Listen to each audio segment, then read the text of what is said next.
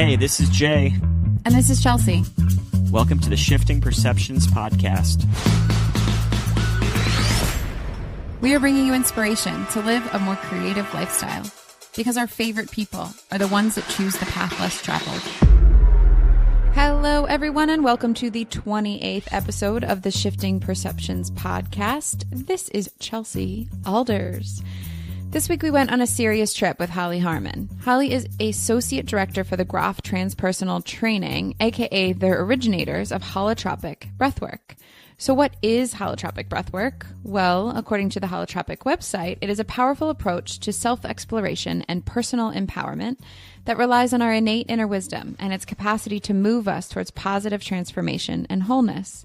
In this interview, we really were the students, as we learned a lot more about what breathwork can do for you and what the process really looks like in person. Since this work was rooted in a deeper understanding of the psychedelic exploration, we needed to know more, and we were so grateful to have this space with Holly to learn. Get into this one, and if you take it further, please let us know. I want to hear all about your non-chemical psychedelic trips, folks. Hello, everyone. This is Jay Alders, and if you haven't done so yet, would you please click subscribe on your podcast player so you don't miss the next episode? We got a nice little review here from Big Tasty BBC that says, "This is a great podcast. You guys are hitting a wide variety of questions for your guests. I really enjoy the music-related episodes and hearing some of the backstories and struggles of the various artists." Thank you, Big Tasty BBC. We like that too, and we appreciate it. You guys can connect with us on all forms of social media, or you can contact us directly or see what we're doing at shiftingperceptionspodcast.com. You can find myself, Jay Alders, at jayalders.com, and also on social media. I am an artist. I have some new artwork out as of the past week or two. I'd love for you to check it out. I also just launched a new Amazon page. If you go to amazon.com/shop/jalders, you can find not only some of my artwork, but also my favorite art supplies, my favorite books. So check that out when you get a second. Chelsea is a birth doula. You can see what she's doing at ommamasdoulas.com, or find her on Instagram at Chelsea Alders. Let's jump in. Hey, Holly. Pleasure to have you on the show. Thank you for joining us. Hi, Jason. Hi, Chelsea. Lovely to have the opportunity to join you and talk about one of my favorite subjects in the world. I know, we're excited to jump in. So I was introduced to the idea of holotropic breathwork, I guess several months ago. I have not tried it yet, but I am completely fascinated, so I am interested in diving into this. I think a good launching off point might be to ask you to tell people what exactly holotropic breathwork is. Great. Well, then let me launch into that. So holotropic breathwork is a powerful and simple method for self-exploration and healing. It was midwifed into this world by Stanislav Grof, a psychiatrist who's now in his late 80s, Czech born and bred, but now living in the States and Germany, and his late wife, Christina Grof.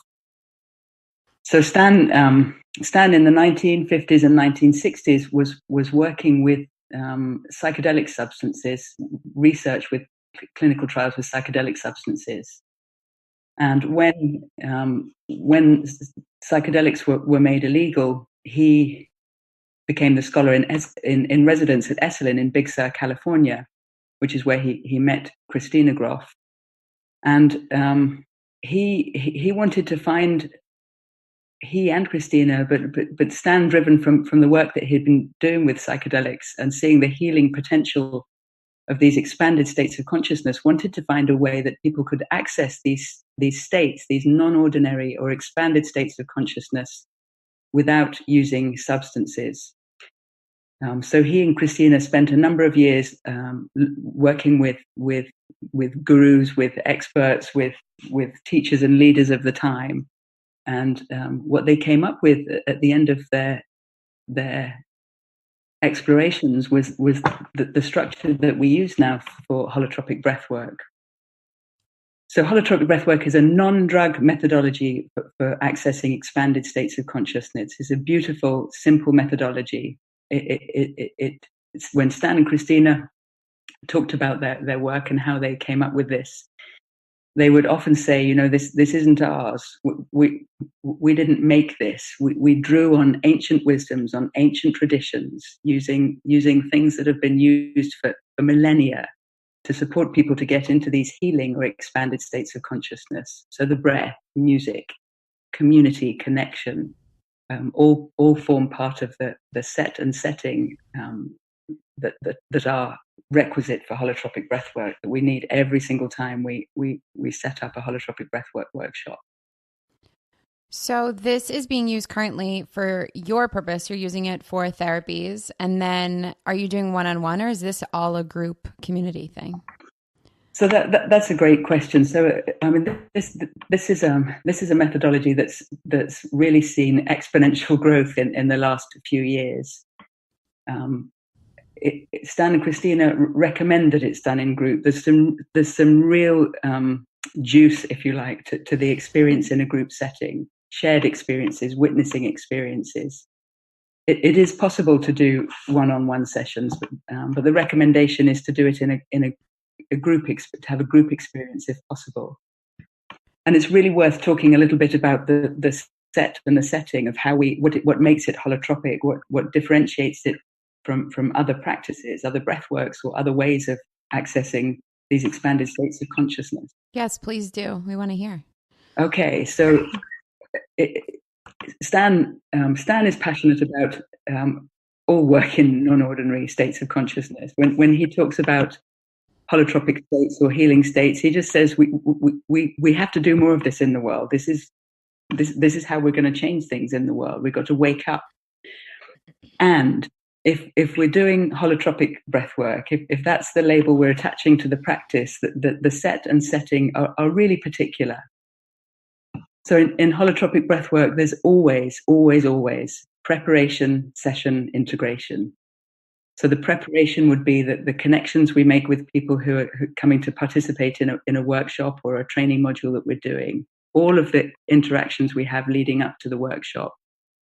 We have a medical form we ask people to complete. There are a couple of contraindications, a few contraindications for holotropic breathwork. So we want to make sure that everybody who's coming is going to be able to do this practice. So does that imply that there's risks or dangers, or is that more of just a liability waiver? What kind of risks might people put themselves in doing something like this modality?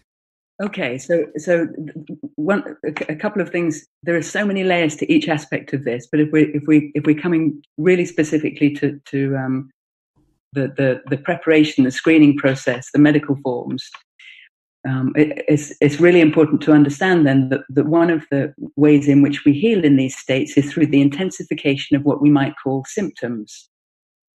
So a symptom might be it might be a classic symptom that we recognize in our life. If I'm depressed, my sense of depression might intensify. If I'm angry, my sense of anger might intensify. If my body needs to move a lot, it might need to move an awful lot in the breath work. So there's this theme or this possibility of healing through the intensification of what we might put in inverted commas as symptoms. So if we think about that principle, let's take the scenario of somebody who's had a heart attack. He or she is recovered from the heart attack and they want to sign up and come to a breathwork workshop.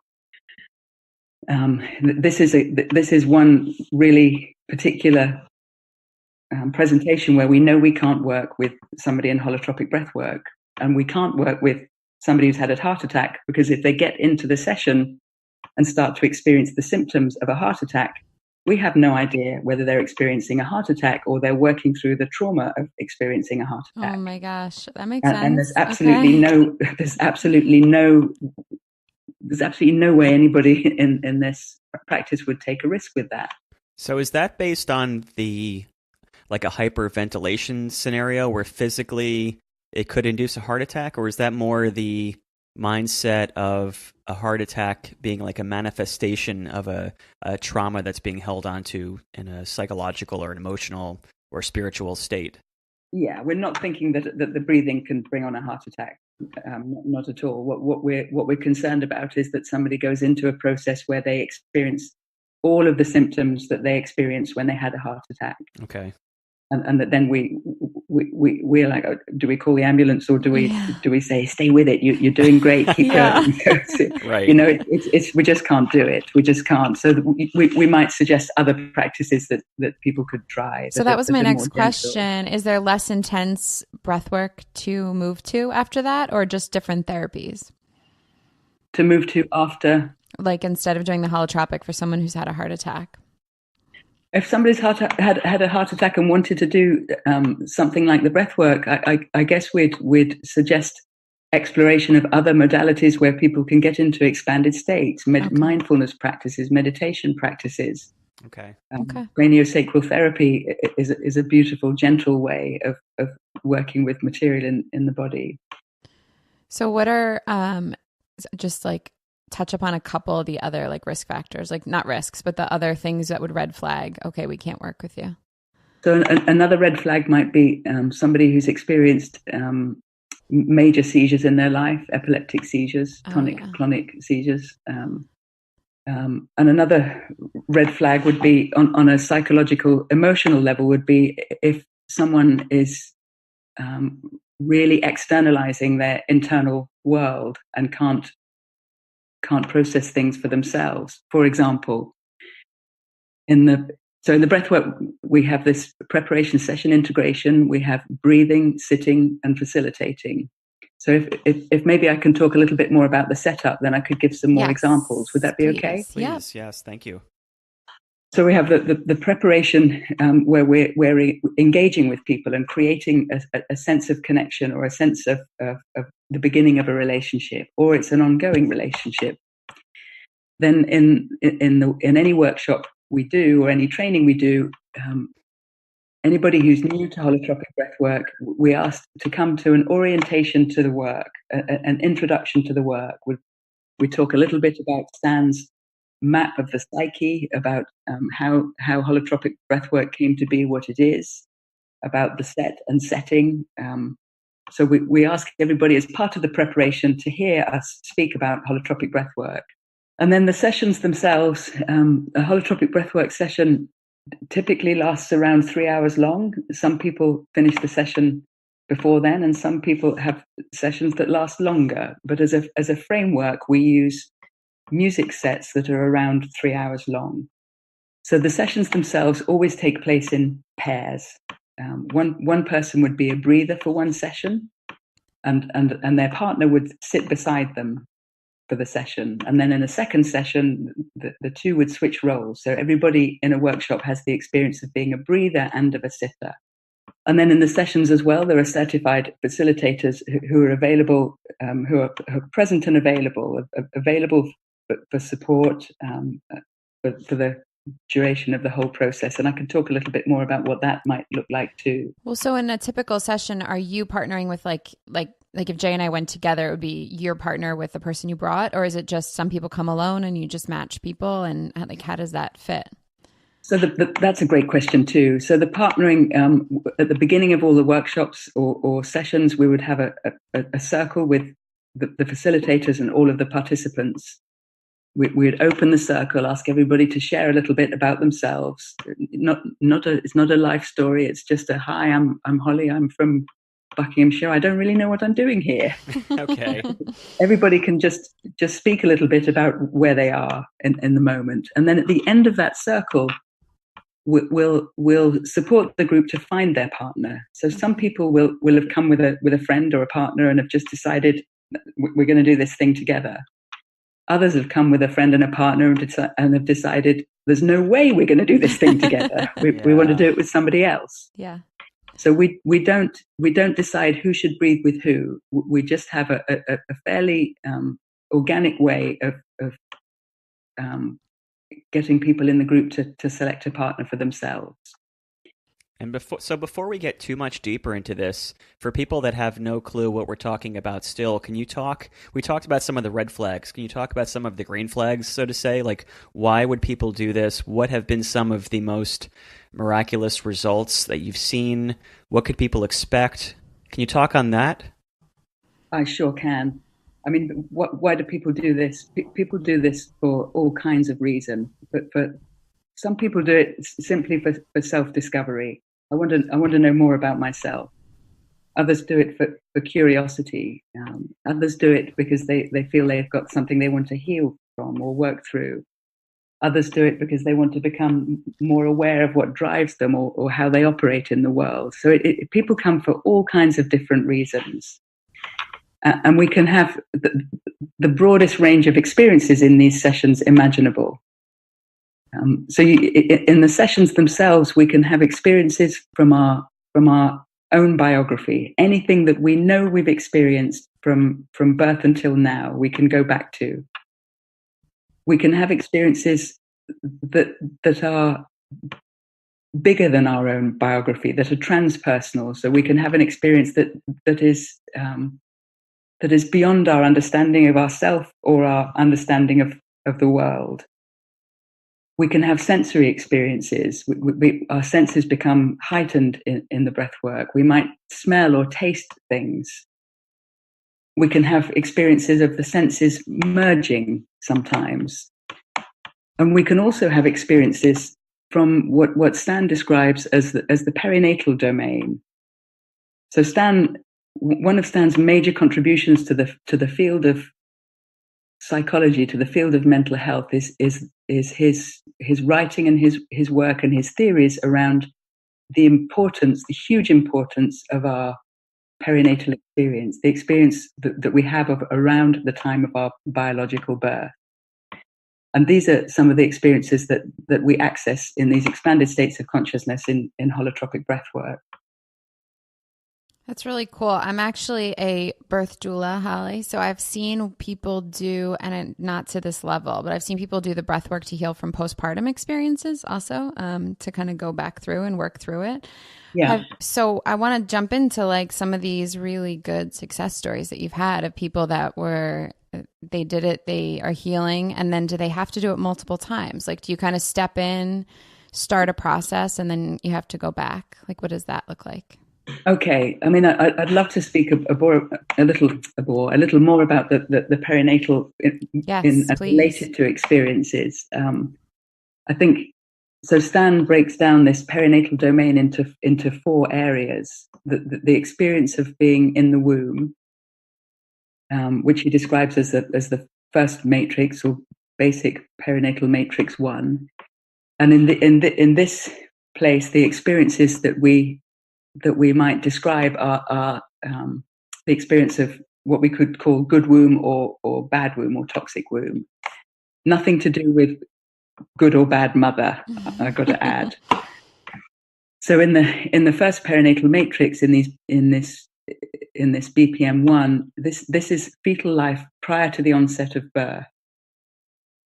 The experiences that we might describe, we might have a felt sense of being in connection with the mother.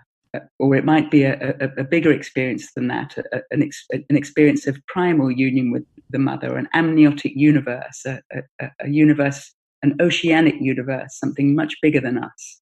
I love that. And I can describe a personal experience from that, and many experiences of people we've worked with in holotropic breathwork. The second phase, or BPM2, is when the cervix is closed. So the birth process has started, but the cervix is still closed. Biological experience of this might be that there's enormous pressure. There's no way out. There's a sense of depression or futility or victimization even. Wow. It's just a grim place. It's tough. It's hopeless. It's helpless. In an archetypal sense, we might describe it as the dark night of the soul. It's a really tough place to be.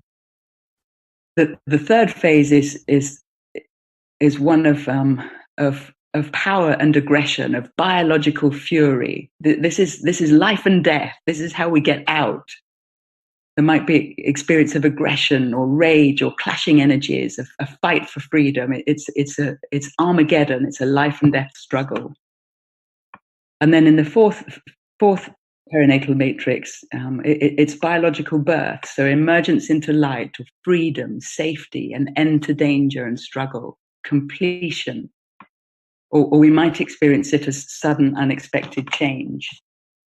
So these are just some headlines from those perinatal matrices. And if we think about those experiences that we have, if we think about the fact that we all have a biological record of our birth that's in our bodies, but that we don't have words for, we don't have a verbal memory for, we don't have a cognitive record for these experiences. We know them in our body, we know them in our core. So in these holotropic states, we can find that we get to experiences that have any of these kinds of flavor,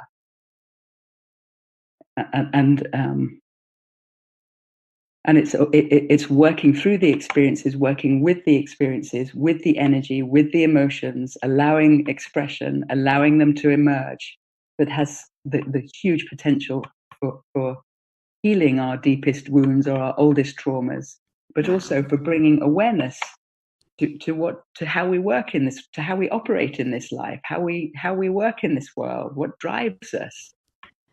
So healing can happen from working through material, but really from the possibility of bringing material from the unconscious into consciousness, into our awareness.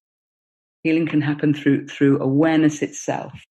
So I feel like we're like this. Actually, one of the things. So we did hypnobirthing for our own births with our children, and I feel like hypnosis rides along some of these same, not that deep principle of what's going on for the baby, but they do kind of ride on that same. I know Jay he did hypnotherapy for a while, and they tapped into that birth experience. Is this like a part of the brain that we're activating just in these different ways? Like, is that like, dive into the science of that side of it, where, you know, he was using hallucinogenics. We can do it with breath. People are trying to get into it with hypnosis. What is that? Okay, so I'm gonna speak to a couple of different pieces of what you're asking about. Okay. At the forefront of this work is a really, really important theoretical underpinning, which is that we have an innate wisdom inside us. All of us have this innate wisdom inside us, an organic wisdom, an inner healing wisdom. That we can heal ourselves from these experiences if the conditions are right.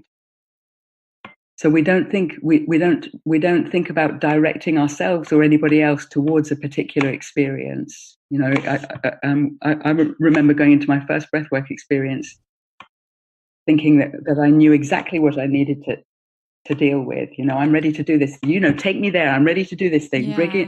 Bring it on. Yeah. I can't carry this anymore. I'm ready. Yeah. So we might go into an experience thinking we know what we need, rationally, cognitively. But when we get into the experience and we still the mind as much as we can, or we let go of being the rational driver of the experience, and we allow our own unconscious, our own body to drive the experience, we often get surprised. We may not get what we want or what we think we need, but we always get what we need from for our healing at that time. Do you see what I'm saying? Yes, absolutely. Well, because our conscious mind knows like what it's like the tip of the iceberg, right? On what actually is needed. Exactly that. So we quite often hear people coming into a session saying, you know, I just got this anger thing. I've got to let it go. I'm ready to get so goddamn angry. You better watch out because somebody might die in here. I'm ready to roar. I'm ready to let go. You know, and then they lie down for their breathwork session. They close their eyes. They take a few breaths, and they find that they're in a state of bliss for the whole 3 hours. You know, and they get to the end of the session and say, God, what was that? I thought I was going to pop. I was ready to murder somebody. Yeah. And I go into the session and I find out I just got bliss. Do you ever have anyone with like that, like a level of disappointment from that, if they were trying to heal from something and then kind of came in a back way to deal with something else? We do. I mean, we do hear a lot of stories, and we probably all have our own as well about what we thought we came for, or what we thought we were getting into. Are people disappointed? I think, honestly, I think that's really rare. Yeah. I think that's really rare.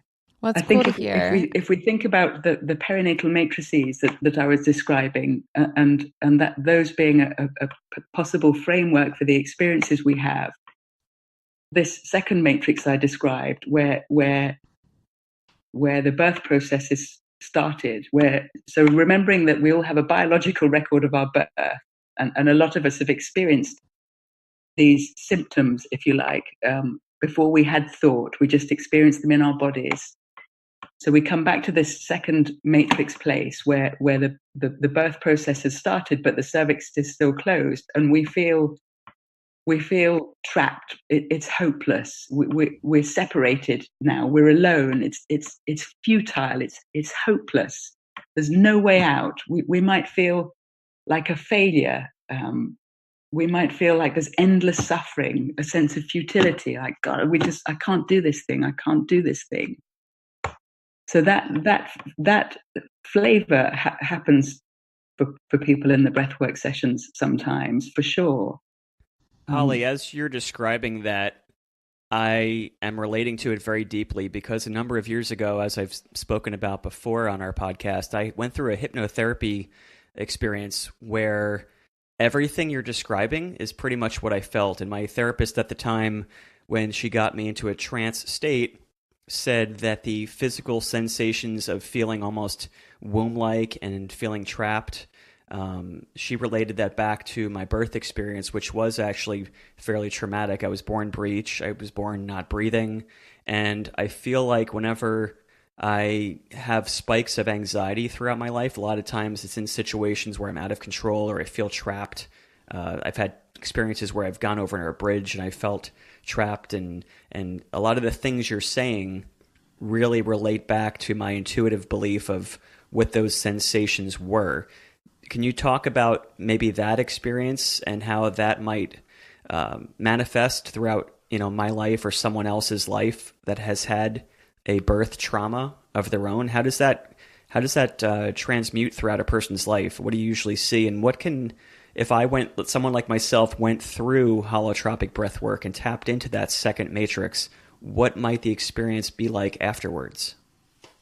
I mean, I think you described the experience yourself horribly beautifully, Jason. I mean, it's a grim place to be. So if you ask me to describe an experience of second matrix and how it might manifest in life, exactly what you described. Like anxieties and things of that nature? Anxieties, a sense of hopelessness or depression, or hopelessness and depression, futility. We can sometimes feel victimized or separated, alone. A sense of endless suffering. Sometimes it's a really tricky place with all of the other phases of perinatal matrices. There's an upside and a downside. There's a positive experience and a negative experience. But in the second matrix, it's just grim. It's just tough. Yeah, I mean, as you're describing all that, I'm like, check. That's me. Yep, check. Yeah.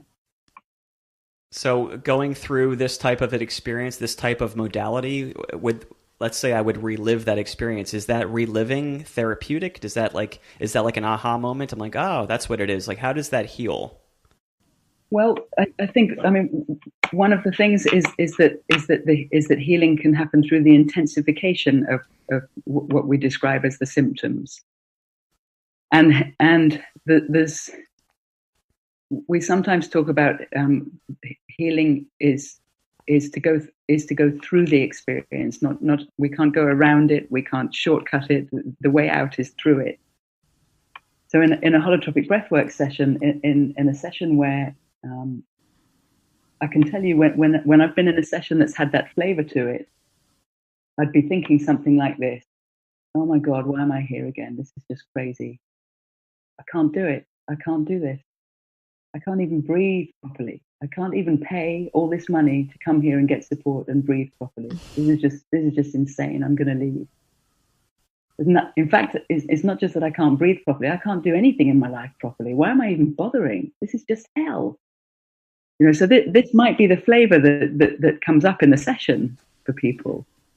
And it would be good to talk to speak to some of the more positive experiences as well, because this is not the sum total of breath work, but it is a place where we can find ourselves. If we do find ourselves in that place in the breath work,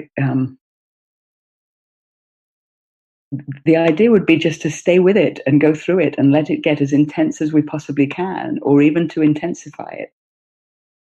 I mean, we think about, you kidding me? I feel like I'm a piece of dirt on the bottom of somebody's shoe, and you want me to make it bigger? Right. You've got to be kidding me, right? But there's a real truth to this. If we can stay with the experience, if we can stay with it, if we can have awareness of what's happening, if we can notice it, and in these deep places where we might be in a hugely intensified experience of what you describe in your daily life, support is available from the outside. So there's a sitter there, present and available to be with you in that place, and facilitators available too. Sometimes it's helpful to have some support, sometimes not, but sometimes it's helpful to be able to reach out and feel a hand there, grab hold of the hand and say, I don't think I can stand this. I don't even know why I'm here. And to have somebody say back to you, stay with it. You're doing this thing. Stay with it. So my next question is, I feel like for me, the first thing that comes up, since we do compare it to the development of this was hallucinogenics. Like I've never done hallucinogenics. My biggest fear with that is these nightmare stories of like getting stuck or like doing something crazy. So where is that line with this stuff? Like, is there even a risk of getting sort of stuck in these dark places? Like, what is that? Or even in these high places, like, what does it look like? What are we doing that's different? Well, this is one of the things. I mean, there are so many things to speak about, but this is where preparation, session, integration, breather, sitter, facilitator. This is where the multiple layers of the setting are really, really important. Okay. So the sessions themselves, the time of the session is really it's not limited to 3 hours, but because we live in a reality that is constrained by time and space and demands on our lives, we know we have to have an amount of time that we set for a session. So we play music for about 3 hours in a session, and if you can imagine in your mind think about a hill or a big curve. In a breathwork session, we would imagine the trajectory of a session for most people to look a bit like a bell curve or a hill. There's a build up to the momentum. There's a crescendo point, and then there's a return back down to our more familiar state. So in the sessions, we check in with a breather at the beginning of every session. A facilitator will check in with each breather at the beginning of every session and see how they're doing, and we'll spend time with each breather at the end of a session and see how they're doing. And if they need more time to return or more time to complete something, we'll stay until that happens.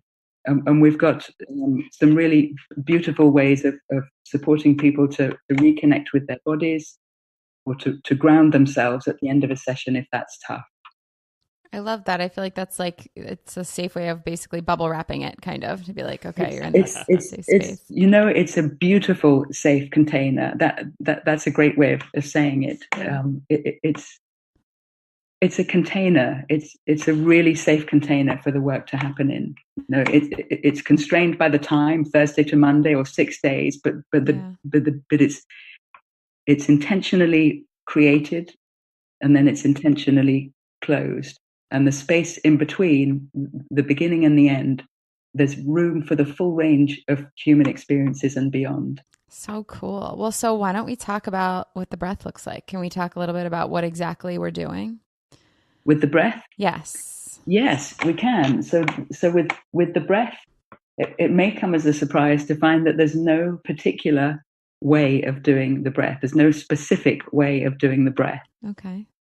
Stan and Christina, when they were at Esalen working with growing holotropic breathwork or creating it in its current form, did 30-month-long workshops where they explored all kinds of variations of the breath.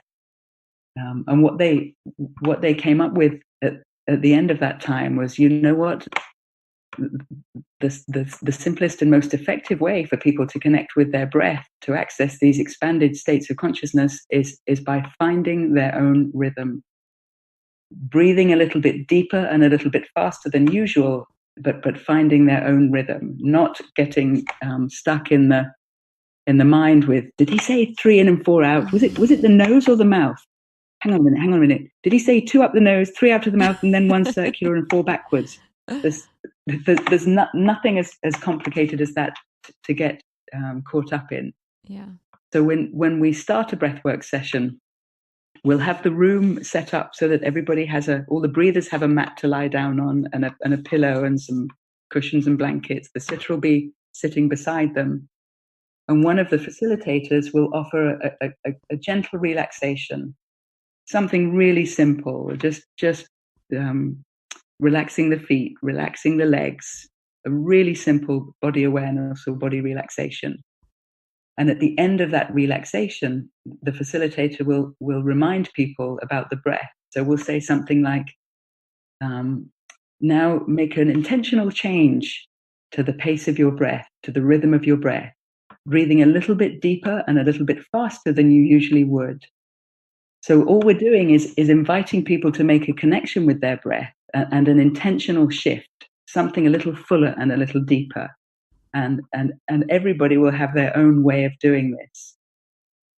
When I'm doing it, when I'm starting a breathwork session, I like to feel as though I'm blowing my body up with air. I'm filling it with air. I'll take a few really big breaths as though I'm breathing down to my toes. Half a dozen breaths like that, and I almost feel as though I'm saying to myself, come on me, you and me, we can do this thing. Yeah, that breath that you're doing feels very like intentional and powerful. Like, let's get into it. Like, I feel that. I feel like it's like in yoga when you're doing these crazy breaths, like I start to have these panic attacks. Like, I don't know how to breathe. It's like a very funny thing. So I'd imagine that's the first step, is people start to get kind of like, It would, it's so different for everybody. Yeah. If we had 20 breathers in a room, we'd have 20 different stories to tell. Okay. One breather might say, I wish you'd told me how to breathe. I think I was doing it. I think I was doing it okay, but I kept thinking, am I doing this right? Yeah. Another might say, I filled my lungs with air, and then before I knew what was what, I was in the universe. I was a psychonaut. I was communing with the gods. So cool. Yeah. Another might say, I took a few breaths and I felt like there's no air. I couldn't breathe. So we'll have as many stories about finding a rhythm with the breath as we will people in the workshop. What we're saying to people all the time in these workshops is you have an inner strength, an inner power. You have an inner wisdom. Trust your inner wisdom. Let it take you where you need to go. And we're here. You check in with us. If we can support you in any way on your journey, let us know. So we might get a breather calling us over and saying, I just can't get my breath. And we'll say, well, you know what? From the outside, you're getting some really good breaths there. Tell me a little bit more about what's happening, or stay with it. Just stay with it. You're doing great. Yeah.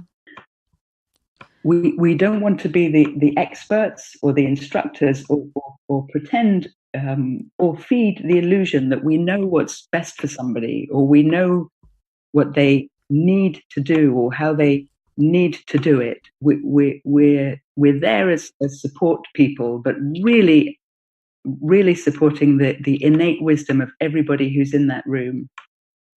So what I'm like completely fascinated by with this is that we sort of talk about if you can, during labor, if you can use your breath in an intentional way to sort of guide you, and we call it labor land, into labor land. And labor land does tend to, we say it's like hormone boosting. So it's like your hormones are released and you can kind of use your breath to put you in that space. But I have to see some crossover with this because it's such a overwhelming intentional breath during labor that you're just repetitively doing this thing. And I wonder like if there is a bit of that tapping in happening when we're kind of going into this wild place to have a baby.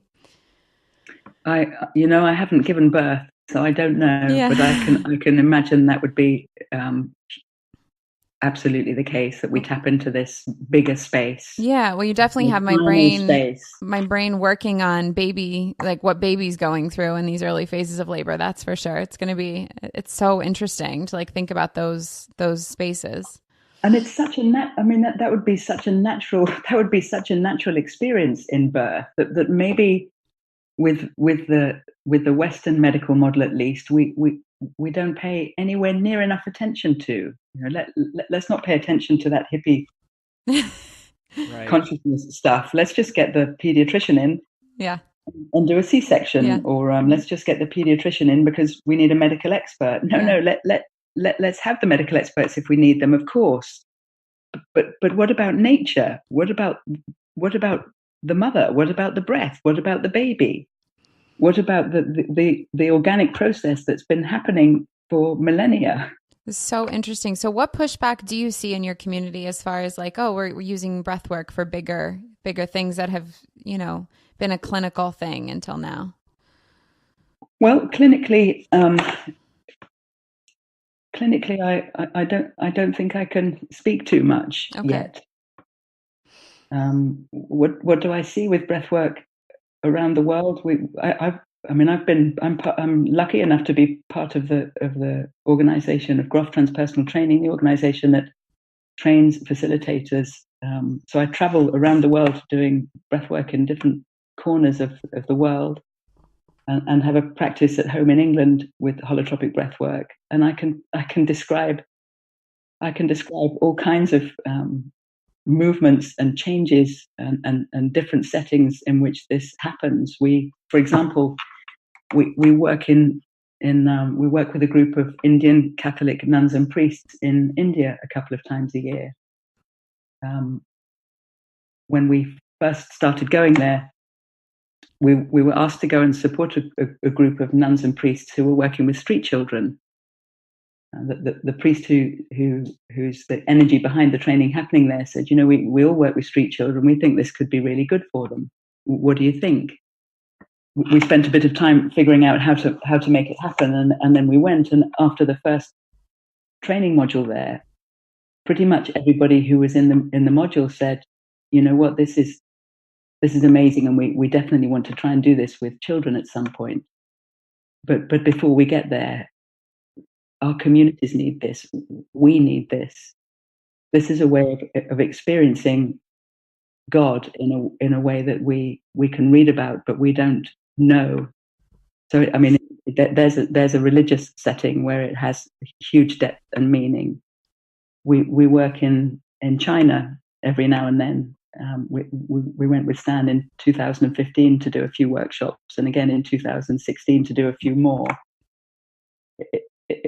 And then after we'd been a couple of times with Stan, we had a lot of people from there saying, you came and you did this thing, and we had these experiences that have been life-changing for us, and we need to do it more. Can't you come back? Can you talk about some of these life changes? Because I'm not sure if it's clear for people listening, like what sort of success stories that you've seen that would really inspire someone to take action towards holotropic breathwork. What sort of just incredible success stories or anecdotal experiences have you had yourself that were life-changing, and how have they had long-lasting change? Gosh, what would be a Maybe I can clarify. So are we talking about, you talked about having an innate wisdom to heal. Are we talking more spiritually, emotionally? Are we talking about more physical healing in like an epigenetic sense? Are we talking about quantum healing, like similar to like what Joe Dispenza talks about? What type of healing when you talk about innate wisdom, and then you can maybe touch upon how that has led to transformative changes?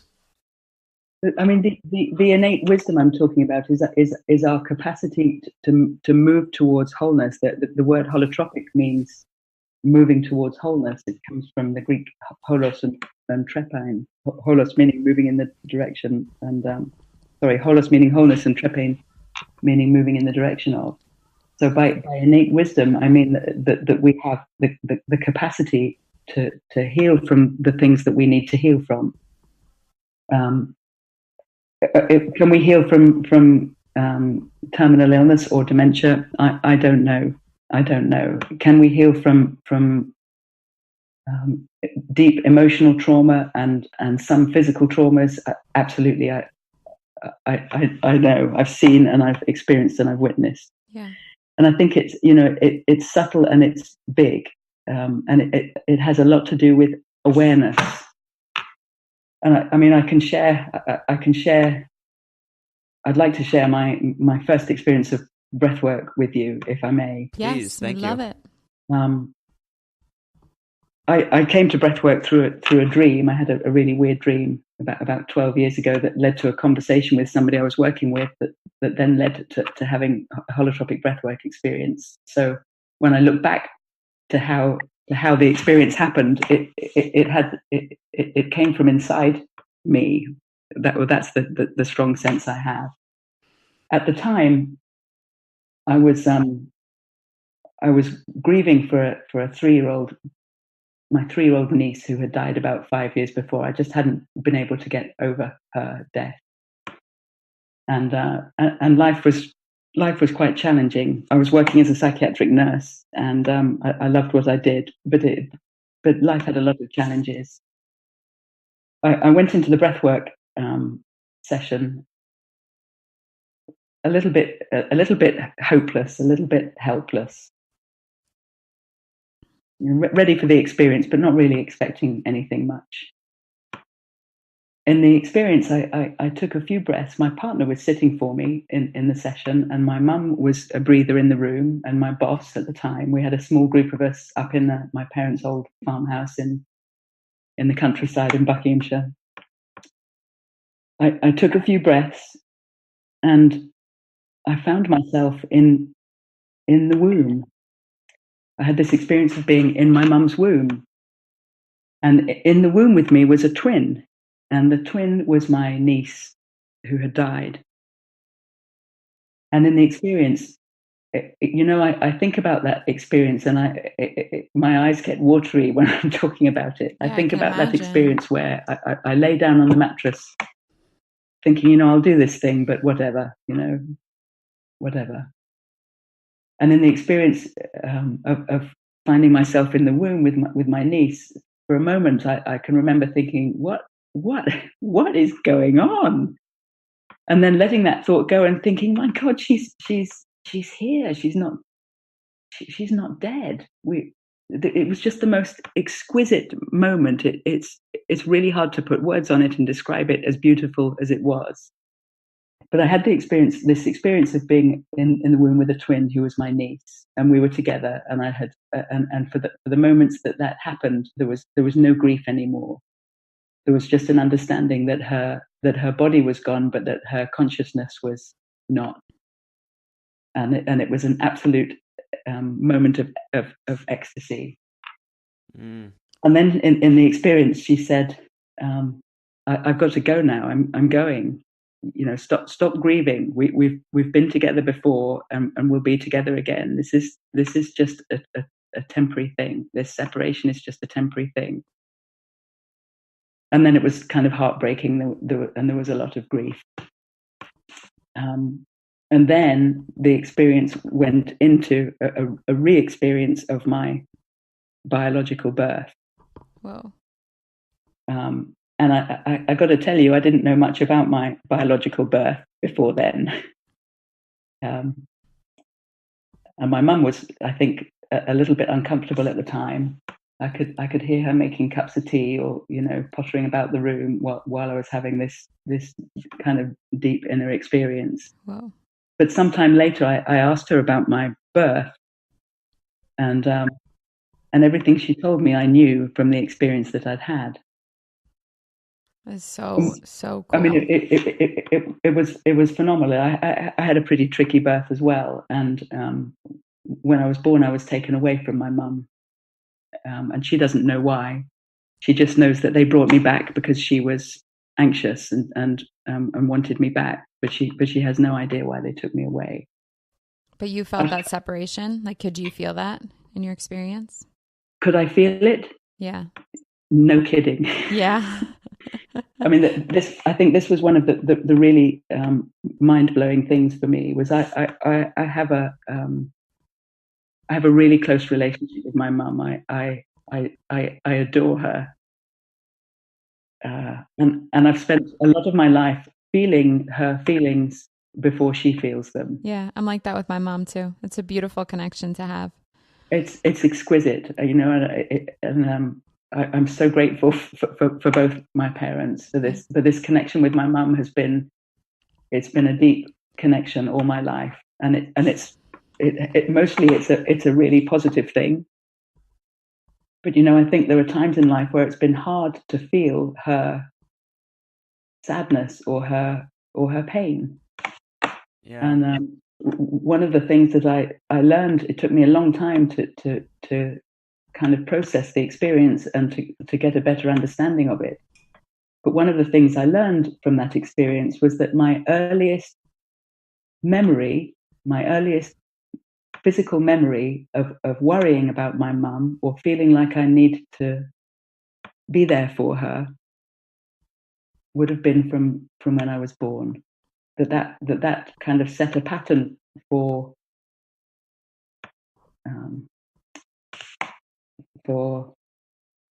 a lot of our lives, our relationship, where I've felt her pain and felt her worry and wanted to make her feel better. That's so cool. I remember during our pregnancy, we saw this amazing video of a child going through therapy from being separated when right after she was born. She was brought to the NICU for whatever reason, and they were separated for 2 days, and the little girl kept having these memories of being pulled away, and she was older. She was 7 or 8 at this point. And then I don't know if you remember this, and they showed the video, and she could literally, they gave her pieces of it was a little dollhouse, and she laid out the room that she was born into, exactly where the bed is, exactly how far away she was from her mom, and she couldn't get to her. It's such an interesting thing, and picturing being able to tap into that space that we all know exists, and understanding that could be that deep and from that long ago, and we've been carrying it for 30, 40 years is such a wild thing to even think about. That's amazing. It is. It's totally wild and beautiful, and this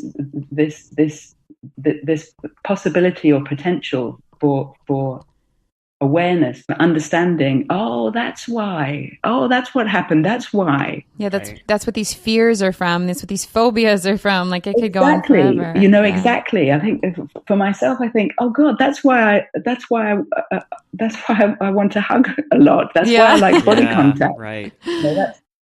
That's so cool. Holly, do you feel like there's a collective unconscious aspect to this on a more spiritual side? Perhaps your mom carried trauma from her ancestry, and it went back, who knows, hundreds or thousands of years. Do you feel like the trauma that we carry is stored in our genes in more of an epigenetic sense, where there's a spiritual layer mixed in with a genetic physical layer, or do you believe that it's just the traumatic experiences that we carry through our own direct experiences? Oh, Jason, I think it's so much bigger than us. Yeah. No, I think. I mean, one of the things that I've loved about the breath work, from my own personal experience, but from being with people all over the world doing it as well, is that we can start with an experience that is personal to us, that we really know. We can go through that experience, and then we can find that it opens up into something that's so much bigger than us. So, for example, we can in the breath work, we can experience grief or the loss of someone, and we can be going through our process of grieving for them, of flashbacks from memories, or of beautiful times or tough times. And then we might find ourselves in this space where we suddenly feel we understand the grieving of all, I don't know, all mothers who have lost a daughter, all daughters who have lost a mother, all fathers who've seen their sons go off to war, all sons who've seen their fathers getting old and dying. We get into a transpersonal space, an archetypal space, a collective unconscious space that is much bigger than all of us. And that sometimes in these sessions, there really is a sense that we're healing ourselves, but that we're somehow contributing to ancestral, global, archetypal healing, to a healing that is way beyond our own. That's so, and which we are, I mean, and for the future, right? So the more we're healing ourselves and our whatever mapping we're putting on our bodies from our trauma, it's going to only help the bigger picture, I think. Absolutely. And I mean, Stan talks prolifically on this. How do we heal our own wounds? We bring awareness to them. We do our deep inner work, whatever practice that might involve. How do we think about healing the world? We've got to wake up. We've got to get more aware. We've got to be open to we've got to be open to dialogue, to experience, to expansion. We're living in a world that seems so contracted at the moment. We're tribalizing everywhere, shutting down our borders, wanting more and more control. It's not the way. The way is towards unity, towards a oneness, towards a wholeness. Tell Stan he needs to get into the White House and do some holotropic breathing. Right. Oh, if only. I know. We've done this. I mean, I've done this. I've been blessed enough to do this work in so many different places. One of the ones that springs to mind as being a really touching one was a workshop in Serbia, where we had veterans from the war, the Serbo-Croatian war, the war between those two countries, where we had people who had been fighting each other going into these expanded states in the same space. Whoa, that's to heal. Really crazy. Holly, would you agree that this is clearly a very effective way to tap into wholeness and awareness, but perhaps, I think you hinted upon it before, it's not the only way per se? I guess Stan's work with psychedelics and your other types of therapy you've experienced, I guess that sort of shows that there's many ways to this, but this does seem like a very productive and efficient tool. I know from my personal experiences, I've tapped into these levels through so many means, through hypnotherapy, through my meditation practice, through yoga, through drugs when I was younger. A lot of experiences that can't be ruled out as having significance beyond our comprehension. Would you say that if someone doesn't have the opportunity, the means, the money, the situation where they can do holotropic breath work, that doing other mindfulness practices might still tap into a similar sphere of awareness and mindfulness? Absolutely. I mean, holotropic breathwork is not the way; it's a way. It's one way of accessing these states in a really bubble wrapped, as you put it so beautifully, in a really bubble wrapped set and setting, in a safe and supportive set and setting. But we can access these states in so many different ways. We quite often work with an Irish shaman woman, or Barn Fasser, she's called, who journeys with us, or who shows us how to journey in a different way. She drums and sings. We access these states, and it's a beautiful way of doing it. We can meditate. I mean, if you talk to the nuns and priests we work with, they would say, sometimes we're praying and we get to these places. So that it's not, the experiences we go to are not breaking news. We can access these states through so many different modalities and means. This is an old wisdom. Working in these states is an old wisdom. This comes from deep, ancient, wise old traditions, shamanic traditions, indigenous traditions from all over the world who use music and breath, set and setting and community to access these states of consciousness for healing. That's so cool. Well, so can you tell us, so we're near New York. Have you guys done trainings on the East Coast?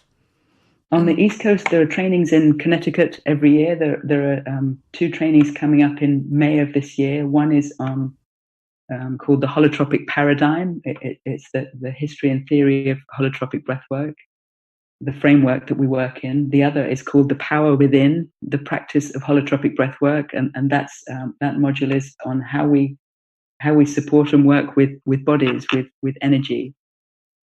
So we do trainings on the East Coast every year in the spring. In the USA, we have trainings in New Mexico as well, and in California. So in New Mexico in August, in California in October and February. Great. So cool. And then, so I'm going to come at this from 2 angles. So for people that want just the therapy side of it, you guys have practitioners doing, like, the facilitators happening everywhere right now? Or is there specific areas that are active, or?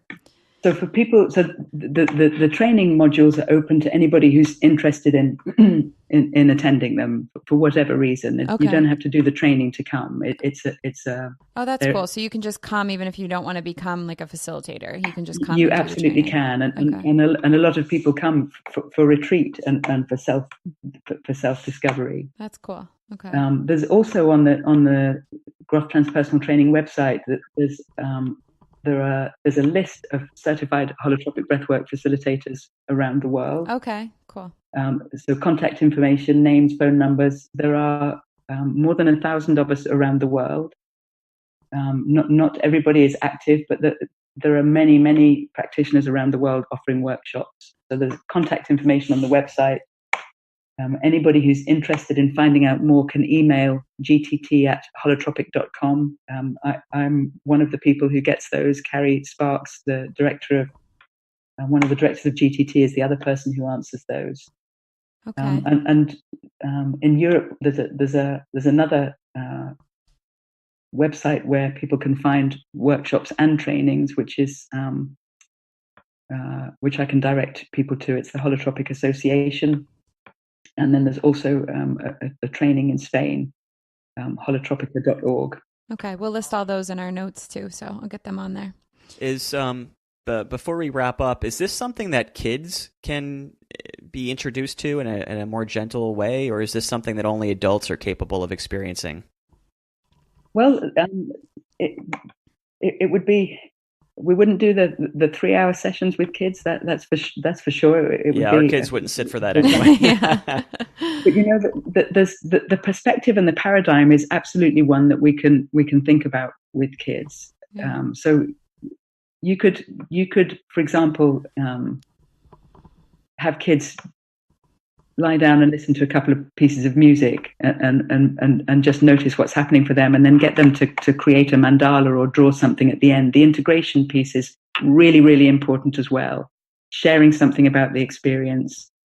We recommend and encourage people to draw something, to create something that represents their journey. So if you think about setting up an experience with preparation, session, integration, trusting in the innate wisdom of the kids or who you're working with, safety and ethics. These are the things that we have to keep at the forefront of our minds. But with kids, you could offer them something that allows them to really express something. So if a kid is getting cross, instead of sending them to the naughty step or giving them a bar of chocolate, we might think about saying, I can see you. It looks like you're really cross at the moment. How about we go outside and just let some of that out, and get really, really cross. Really let it come. Really let it out, and you encourage them to express what's there rather than having to contain it or shut it down. Obviously you can't do that in the supermarket or at a family wedding.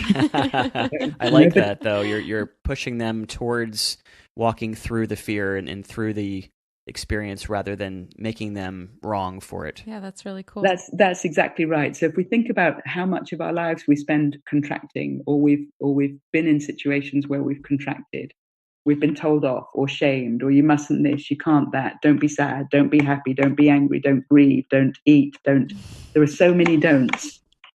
So if we think about a different way of looking at it, instead of contracting, that we allow somebody to expand or express and intensify the feelings that are there. Get really angry, get really sad, be really joyful, dance out your emotions, your happiness, your anger, your sadness. So just thinking about ways of allowing expression of what's there rather than suppression of what's there. I love that. Yeah. My gosh, Holly, you've been so amazing. I'm like, I want to look into this immediately. I think this is a really cool thing you guys are doing. Yeah. Well, thank you. Thank you very much for the opportunity to talk about it. Of course, I'm a fan and a convert. I think one of the reasons is because it's the most beautiful and simple and empowering thing I've come across in my life. And I spent 20 years or so working in mental health services in England in acute settings where we try and do a really good job with people who are struggling. But a lot of the time we're shutting people down. Yeah. There's so much of people stuck in their own head somewhere. It's like breaking us down. That's for sure. And this is an absolutely wonderful, safe way of really allowing the full expression of who we are. And in the sessions, we can really allow anything to come, and facilitators keep it safe and keep it ethical. But if people need to get really angry, that's okay. If people need to get really sad, that's okay. Yeah, I wish this was something you could almost force upon people, because my mom has been suffering with bipolar and anxiety and a lot of different mental issues, and I feel like something like this really would be wonderful for her. But obviously, the person has to be willing to go through the experience, and it saddens me to know that something like this could potentially help her or people like her that are suffering. But often those that are suffering the most are in a state of mind where they're least likely to seek the help. Yeah, and I mean, Christina Grof felt really strongly about spiritual emergence or spiritual emergency, and finding ways of supporting people who are in deep crisis of being in a setting that has the holotropic perspective. And let's hope that we can work towards a model where we're thinking about a setting that supports expression, that allows expression. And if we go one step beyond, even a model where there's a wellness model where we can have wellness centers. God, I'm carrying so much at the moment. I got to go and get this out of me. Where can I go? Right. Oh, I know, there's the wellness center around the corner. I'm going to go and do a holotropic breathwork. Oh, how dreamlike is know. that? As It's opposed to so feeding amazing. people medicine and just doping them up. And Yeah. what a much more lovely experience that Or would even be. worse, just being trapped in your own skin. Like people just they won't go anywhere because there's nowhere that will give them these other options. Thank you, Holly. Thank you, Holly. Thank you. Hello, chocolate. You want to try, Grayson? Hello, chocolate. Hello, jacket lobster. Do you want to try, Judah? Hello, jacket taker. Who can do Who can do a long on the mic? Daddy, What, Judah? wanna do it? You want to do it? Okay, say holotropic. Holotropic. Good job. And I am with you. Good job, guys. Good job. All right. You guys go in the other room. We're going to finish up, okay?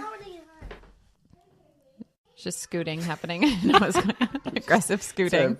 Trying to roll my chair over. We have like a rug. a serious podcast setup situation. We've upgraded. We used to be like in our bedroom podcasting. And now we are in a music room. Yes. With a rug that I'm tripping over. Yeah. So holotropic breathwork. So what did you think of this? I want to try it so bad. I want to try it. I don't love that you have to be in a group, because I feel like I would really like a protected. I don't feel safe around strangers, which is just my own problem. We're getting invaded by the children. Hi, guys. But yeah, I mean, I think it's amazing. And I love the idea of getting people to a space that I've always been curious about without having to take drugs that are so uncontrollable. Yeah, I love getting to a place that's like drugs without being at drugs. Yes, exactly. That sounds very intriguing to me. Yeah, I know. I think And that's cool. Less puking involved. Yeah, Well, and maybe there is puking. I know. I'm sure that your body can definitely respond in a way that's very similar to an acid trip. I mean, if like she was mentioning, there's risk of heart attack, I would say puking might be on the spectrum. She did not say there was a risk of heart attack. Well, she said if your body has manifested a heart attack before, that it could potentially manifest. They in just the said same that way. they wouldn't be able to know the difference, which is the big problem. So I have puked before, therefore So you're perhaps afraid you're gonna puke? I might. Well, I'm not afraid of it. I'm not afraid of puking. You're not afraid of puking. Sorry, that gasp in there. But he's not afraid of puking, that's for sure. You're actually very pro puking. If it takes away your suffering, I'm pro puking. Yeah, I feel like which it usually does. Feel pretty Or good about did, it. Yeah, I don't like it. It was just like it was necessary back in the day. Yeah. This is not at all what I thought our outro would be like. I'm just very against puking in all aspects What of if it's it. something that I hope Fane, by the way, I have a friend named, I hope Fane is listening to this right now because she has an actual puke phobia. So she's literally just puke phobia. She just shunned our podcast forever. I dislike being nauseous more than I dislike puking. Right. So there's a risk reward situation happening there. Yeah. Okay. I don't like the feeling leading up Right. to Well, it. so then I think that those are the things that you'd almost build up in your head before going to something like this, where you're like, I sure hope I don't. And then you could possibly recreate that for yourself.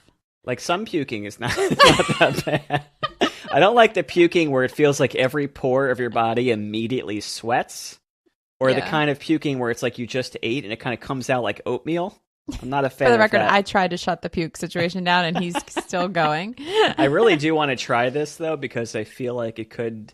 Well, for me personally, I think it could help me with some traumas that have maybe caused anxiety my whole life. Like... Yeah. When she was talking about, a birth experience that's traumatic for the baby, like if it's the fact that I had a breech birth that has fucked me up for this long in my life, I'm like, come on, really? I could have just done some breathing when I was 4 and be done with it. Like, if only it was that easy, yeah, right? Well, maybe it is. Discussing about like the working with children was interesting to me because that gives me a different spin on how they're making this process work. If they can actually start to work.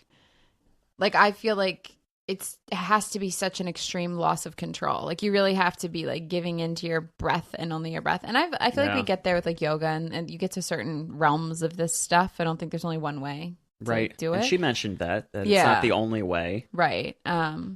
But I think to get there, sustain it, stay there, and work through it, it has got to be like maintained by something like breath. So it's cool to see like a way to keep it going instead of being like this acid trip is going to last for 3 hours and you can't get out of it. Yeah. For the record, I've never done acid. We talk about acid a lot on this, and we've never. I kind of done wish acid. I did. We're going to but do I'm an too afraid of it now. on-podcast acid trip is what we're going to do. I don't think I'm going to do that. No.